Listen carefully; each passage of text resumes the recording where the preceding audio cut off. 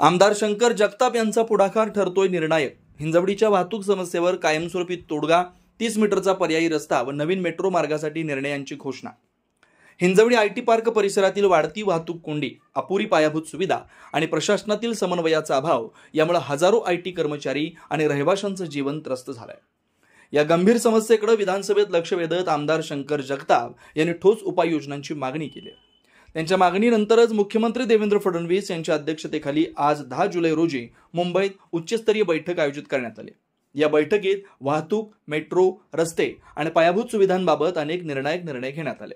हिंजवडीसारख्या आंतरराष्ट्रीय दर्जाच्या आयटी हबसाठी भक्कम रस्ते, सार्वजनिक वाहतूक व नियोजन महत्त्वाचं आहे। हे लक्षात घेऊन आमदार शंकर जगताप यांनी थेट मुख्यमंत्री स्तरावर प्रश्न उपस्थित करत प्रशासन हलवलं। त्यांच्या सातत्यपूर्ण मागणीनंतरच ही बैठक आयोजित झाली आणि निर्णयाच्या दिशेने वाटचाल झाली। या बैठकीत उपमुख्यमंत्री अजित पवार, राज्यमंत्री माधुरी मिसाळ, सर्वश्री आमदार शंकर जगताप, शंकर मांडेकर, महेश लांडगे, नगरविकास विभागाचे अप्पर मुख्य सचिव असीम कुमार गुप्ता, प्रधान सचिव गोविंद राज, विभागीय आयुक्त चंद्रकांत पुलकुंडवार, जिल्हाधिकारी जितेंद्र डुडी, मोहिमेतील प्रतिनिधी, सोसायटी प्रतिनिधींचं शिष्टमंडळ उपस्थित होतं।